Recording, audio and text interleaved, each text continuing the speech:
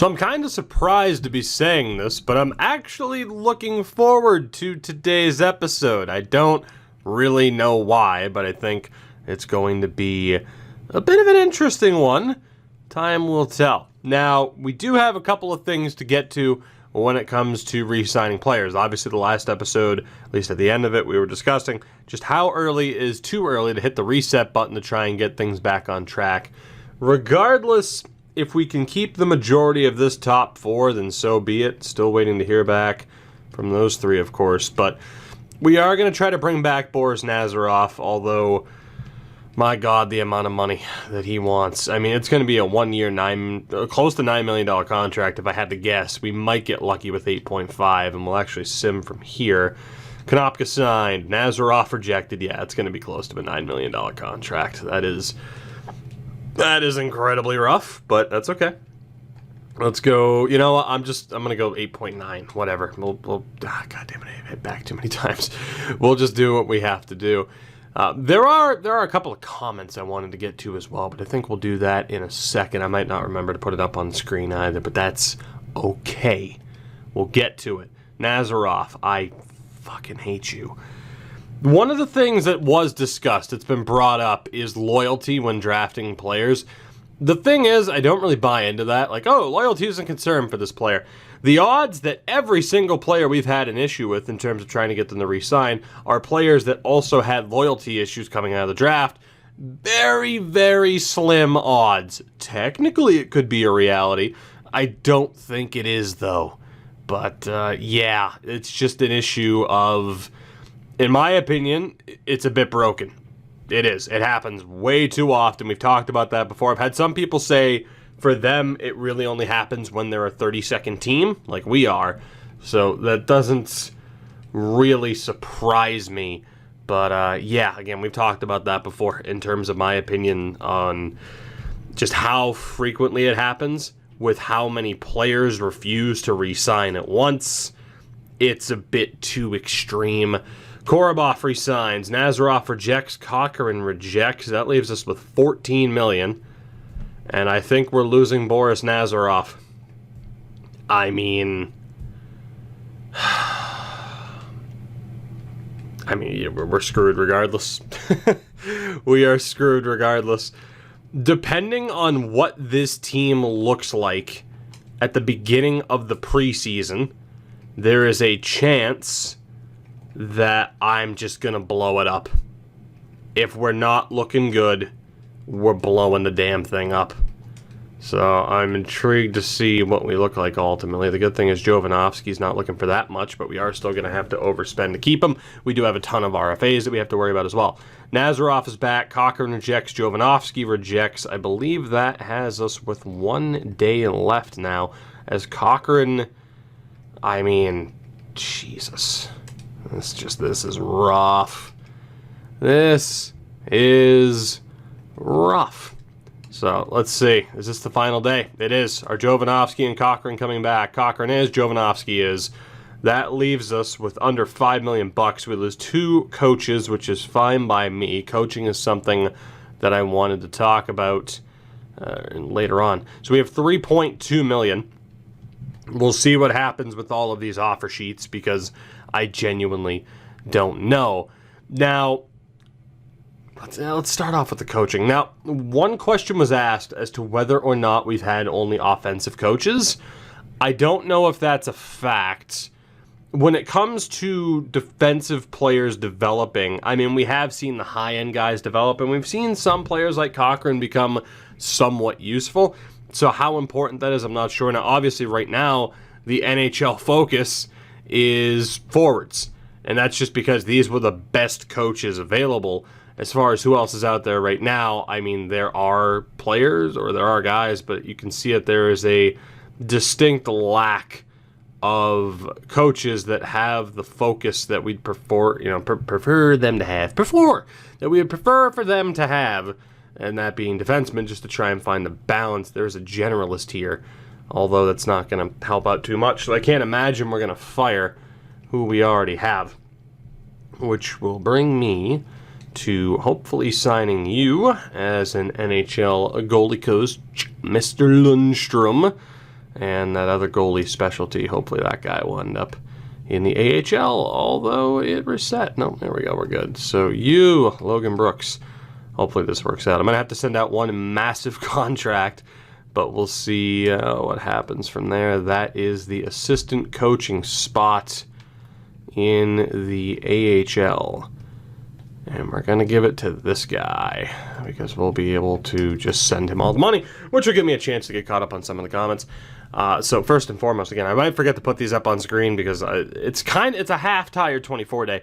But Farbs mentioned, I, for some reason, enjoy watching a grown man sink into insanity over an NHL video game.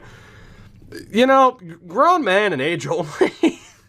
Like, I'm 25. I'll be 26 in February. Doesn't feel like it. I feel the same way I did almost 10 years ago now. So, yeah, I don't know. Maybe a lack of maturity on my part. But then again, I am playing games for the internet's enjoyment. So there is that. There was a bit of controversy in the last draft as well, where I did have that moment of not checking the potentials at the start and then drafting someone and being like, oh, well, I didn't, had I known, I wouldn't have drafted this particular person. I think it was with the goalies that we ended up with. I'll probably be a little bit more careful in the future. Although, that said, I'm not too concerned about the fact that we ended up with 2 goaltenders. And the reason for that is eventually that could result in us, getting a goalie offer sheeted, which I thought would happen with Bednar or Kluchek, and then they capped out, and that totally screwed us. But I talked about that before. Do we risk it and end up with a medium bottom 6 forward, or do we get a goalie who could result in us getting higher picks down the road? When we are potentially looking at having to blow this up, having those potential, pick for the futures options, at least, potential guys who could be offer sheeted down the road, having those type of players available to us could be that much more beneficial. So that is one of the things that we are currently looking at. And when it comes to manually scouting, again, some things of the manual scouting are still a little bit broken. And, at the end of the day, there are certain aspects of this game that I have to kind of cheap out on, and scouting's one of them. And I'm not against it because having worse scouting in a way can make it a little bit more interesting in certain ways. Sometimes it's a negative for sure when we have a draft that isn't that great, but draft quality is just a random variable in this that can happen.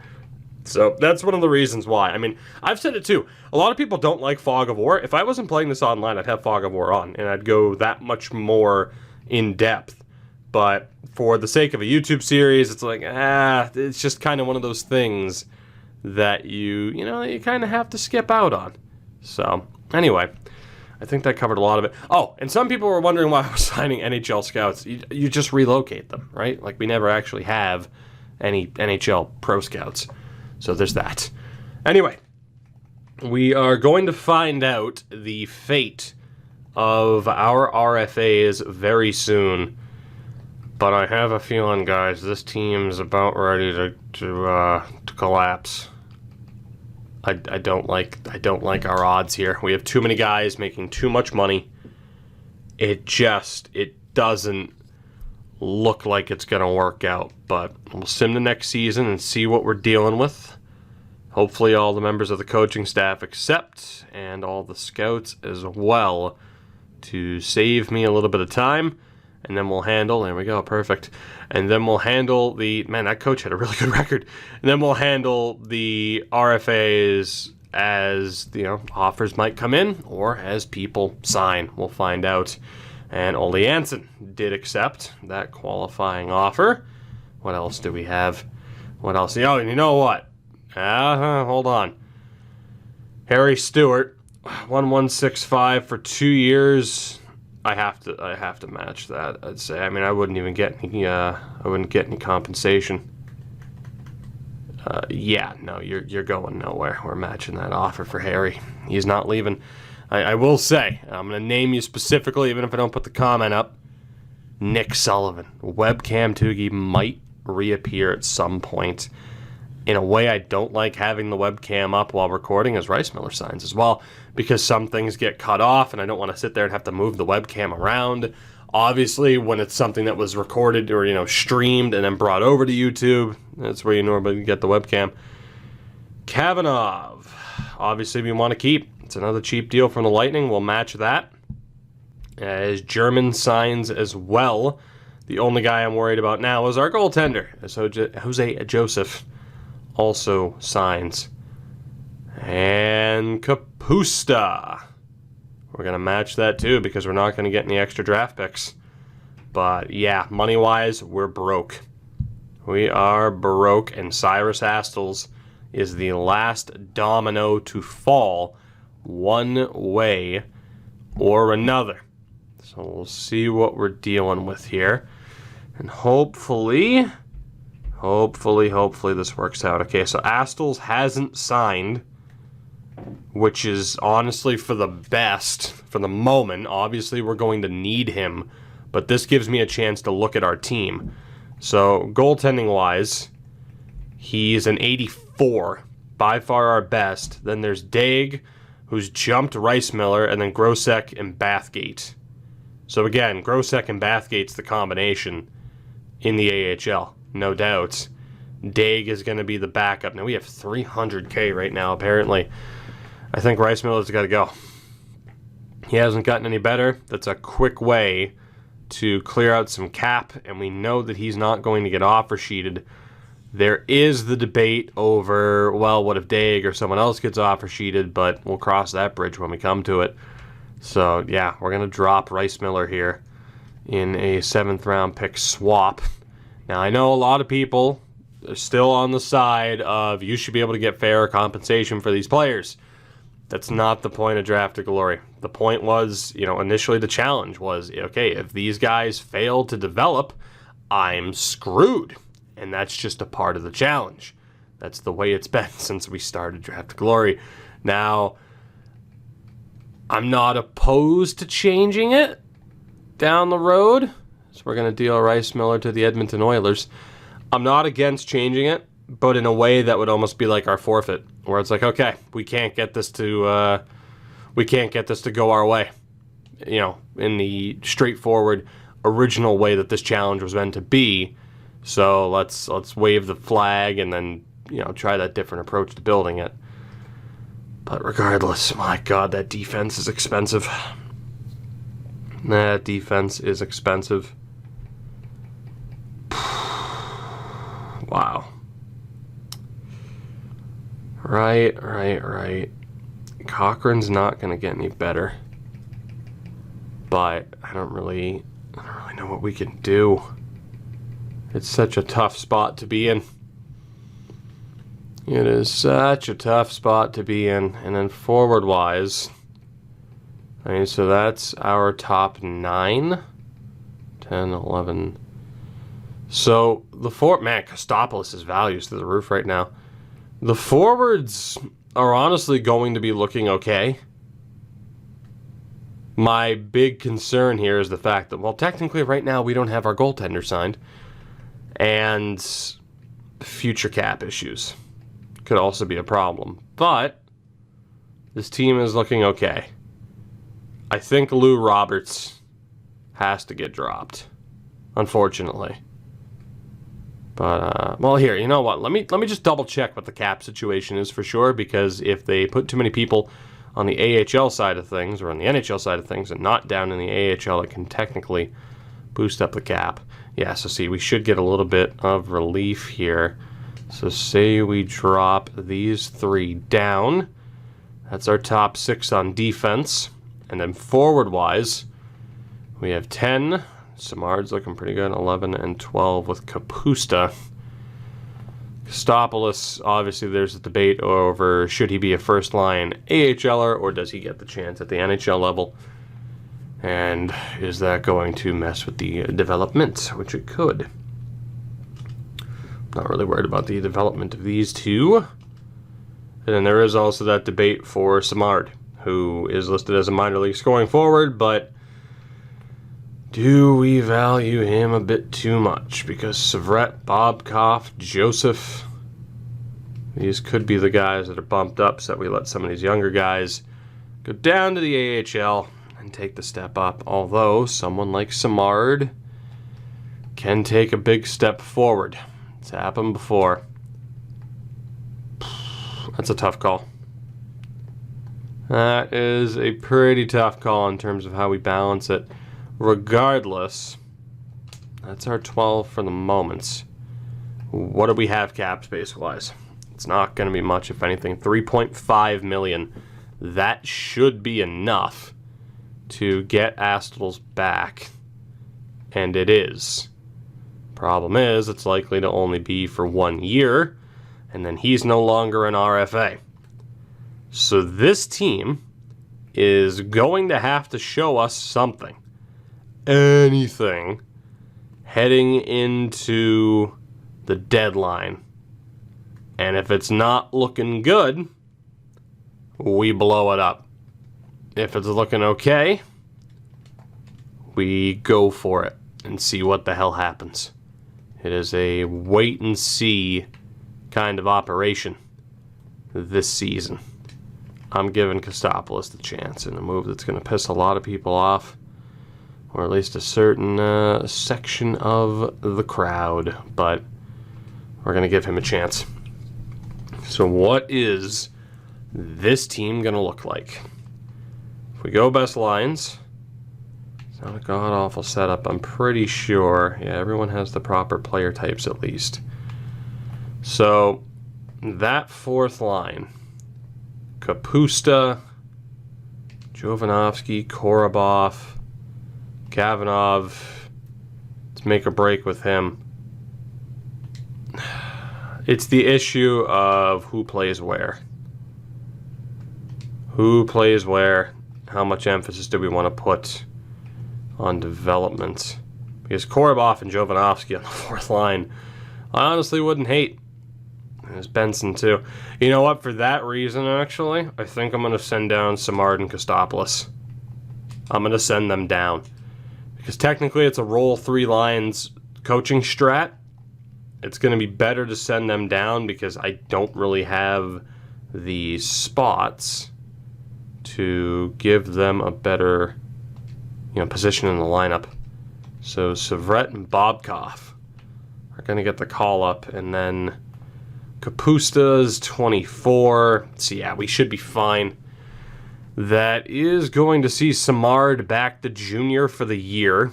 So it's a bit of a risk, but I'm okay with it. We're not going to sacrifice him this year. Be a little bit too risky. And then in the NHL, we'll go best lines again. So that fourth line's pretty straightforward. Probably have Kapusta at center, even though he's not amazing. I don't know what's with the, screw it, I don't know what's with the +1, but I'll take it. I think we're going to have to optimize some player types too. So Jovanovski, who plays on the third line, Kavanov or Benson? There's still some potential development for Kavanov. I think we go with him.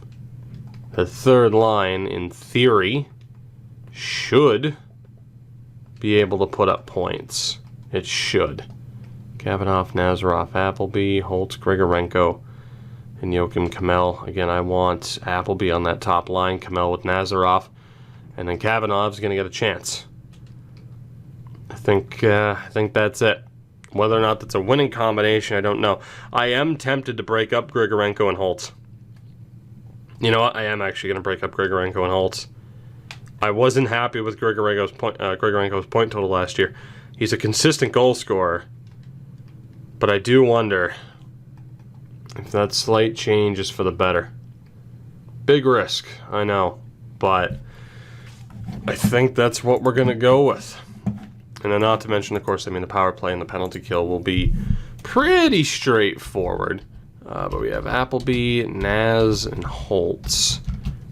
Kavanov, Grig, and Kamel, Benson, Korobov, Jovanovski, Kapusta, Savret, and Bobkov. And then the defense, Montgomery, Trafford, Doughty, Afinoganov, Cochran, and Stewart. It's just we don't have a good fit with Afinoganov. He doesn't fit in well with this coach. And Doughty fits in wherever the hell we need him to. We can at least get it to a negative, though. Or we can at least avoid the negative. Cochran and Stewart works for me. Could argue that maybe Stewart should be down in the AHL perhaps, but it just sucks because both of those guys are legit top twos. I really don't want that minus, but I think we're going to go with it. So it'll be a Finnegan off Trafford, Montgomery, Doughty, Cochran, and Stewart, all as OFDs, which works for me. And then, like I said, forward-wise, we're looking okay. So let me just check this really quickly.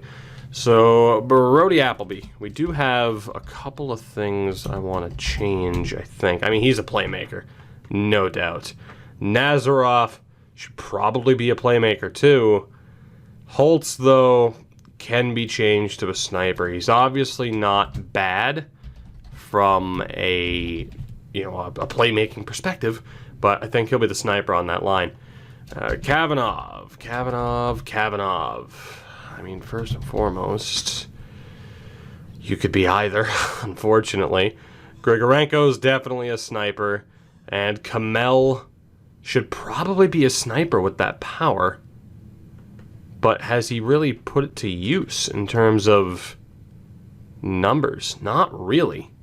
He's been more of a playmaker. So I think Kavanagh as a playmaker is fine. But we're going to change Kamel over to a playmaker rather than him being a sniper. Benson. Benny boy. Sniper for sure. Korobov.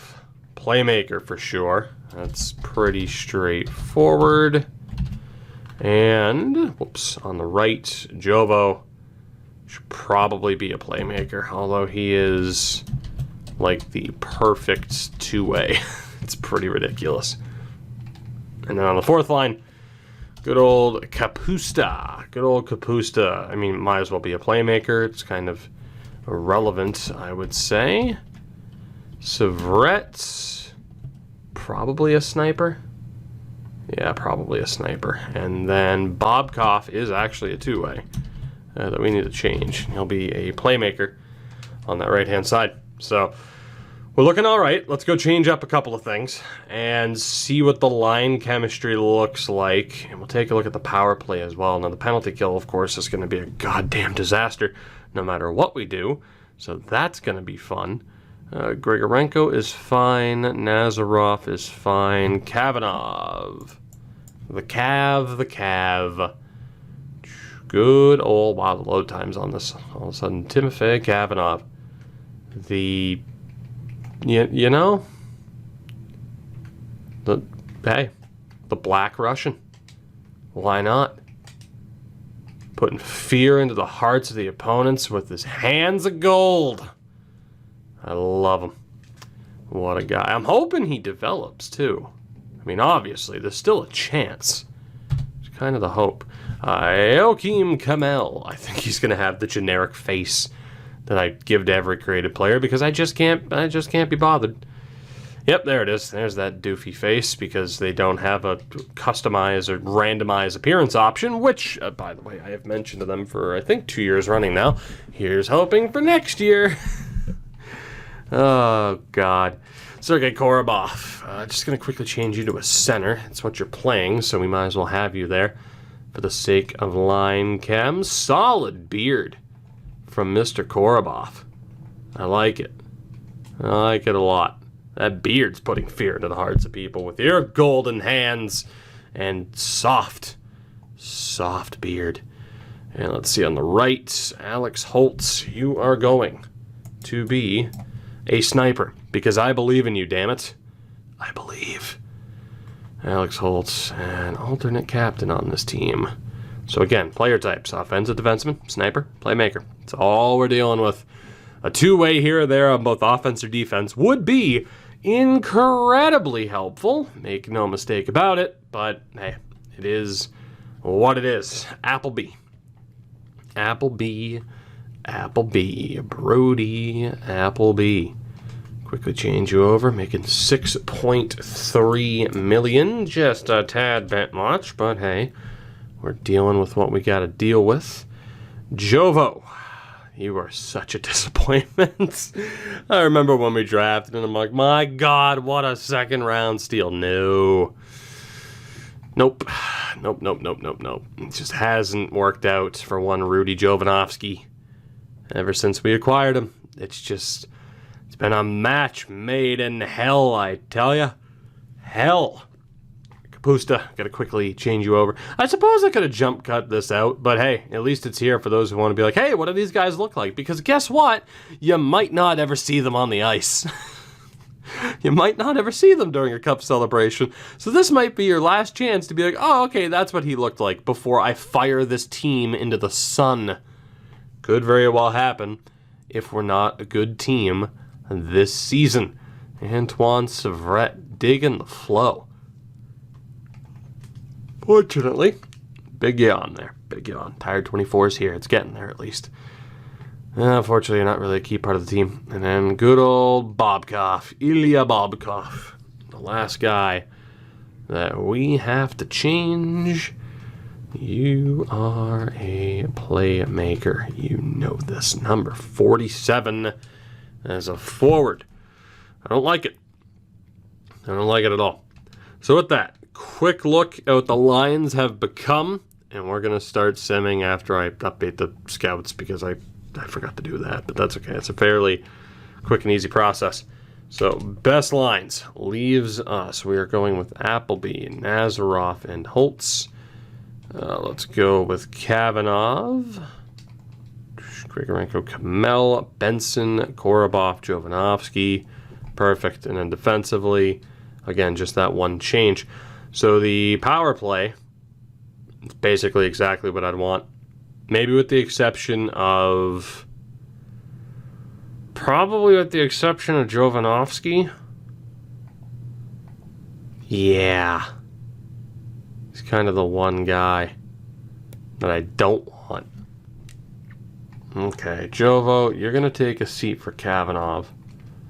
Because Kavanagh deserves that chance. But Korobov and Jovo being there, I'm cool with.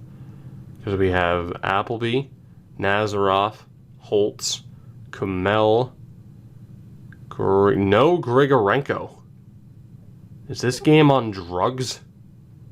I just noticed Kavanagh was on the right too. That's who was missing. It's friggin' Grigorenko, which I think happened last year. Still, it doesn't put him out there. That is the strangest thing I have ever seen. God, who gets dropped? I think it's going to be Nazarov. We'll have Grigorenko on that top pairing there. That works for me. It's Benson and Jovanovski who are the odd men out. And then the PK it's bound to be horrific. There's really not much we can do about that. That gets it to a -2 at least. But yeah, there's not much we can do. With these player types, it's going to be horrific. That's just the way it is. Let's sim a little bit here. Let's see what this team's looking like and whether or not we're going to have playoff aspirations this year or whether or not we are going to be looking at blowing this damn team up. I forgot to change the scouts. Damn it.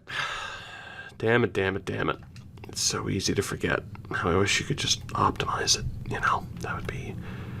Oh, that'd be sweet. Jesus, we got 4 of them to change? What, am I made of time and money? I mean, I guess if you wanted to get really deep, you could say humans are made out of time.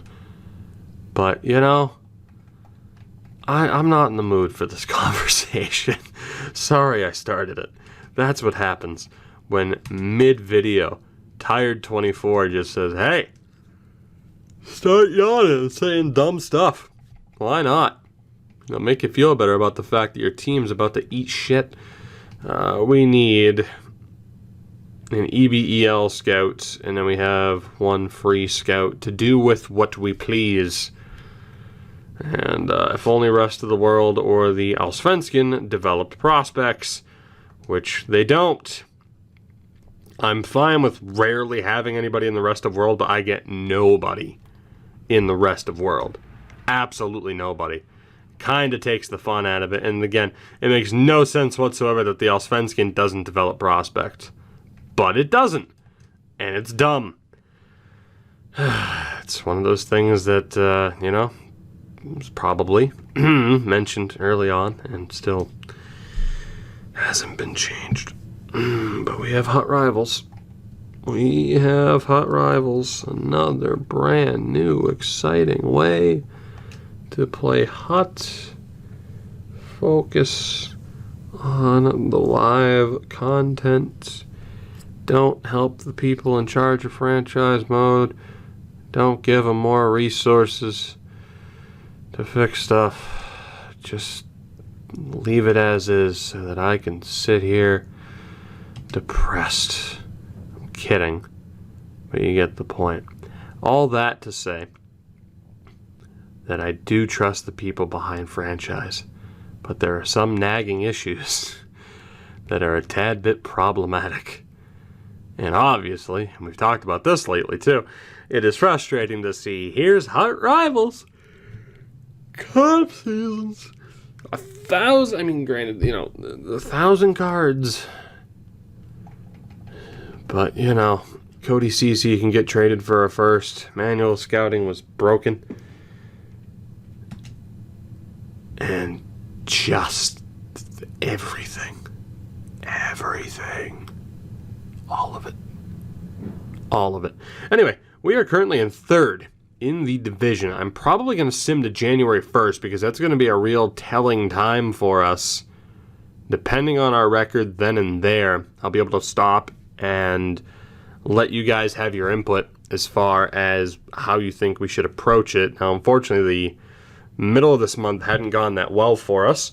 See if we could end it on a high note. Not looking like that's going to be the case, although... yeah, it didn't end that well. 14, 9, and 1. We have one more month. I'm not going to change the lines. We're going with it. These lines are pretty much as optimized as they can be. Right now, it's just a matter of what is this team looking like, and if we're in the playoff hunt, do we think the team is good enough to get, graced by the EA gods to actually make it out of the first round, which would be great. Unfortunately, I think the Tampa Bay Lightning getting swept in the playoffs did more harm than good because it was already frustrating to have those moments where your super team would lose in the playoffs, and it's like, okay, it's not really realistic, and then Tampa made it so that it is realistic, but it's still, it's frustrating with the frequency that it happens. 22, 14, and 1 as of January 1st. We are in second place in a very, very competitive division halfway through this season. The question is, do we trust this team? Because in a way, this might have to be the year. Brody Appleby has 30 points. Boris Nazarov, 20 goals, only 9 assists. And then Holtz still doing pretty well, but not to the pace he could be on. Kavanagh with 15 points. That's decent-ish, not really. Grigorenko, the 17 goals. Kamel, 25 points. The fourth line, Korobov, is doing incredibly well. That's tough. Because we're in a good spot, and there is room for that forward core to improve. Finneganoff's looking all right. Trafford's looking all right. I can't really complain about the defense. The third pairing's a bit rough, but that's not surprising. If the offense picks up, and if Astles gets it together, good things could happen. But do we want to bank on that? Do we find these players to be reliable? If not... again, the cap situation is looking a little bit rough. I mean, Astles and Daig, both of their deals are going to be up at the end of this season. Finneganoff's deal is up. We're already paying him $6.5 million. Forward-wise, Nazarov, Korobov, Benson, Kavanagh. There's a lot of big-time deals coming up. What do you guys think? What approach do we take? Is it time to shuffle things up a little bit? Maybe try to tank slightly for the next couple of seasons and hope that our retooled team has what it takes to turn our fortunes around. Because admittedly, as we head to the playoffs, I can't help but think we're just destined for the same thing to happen.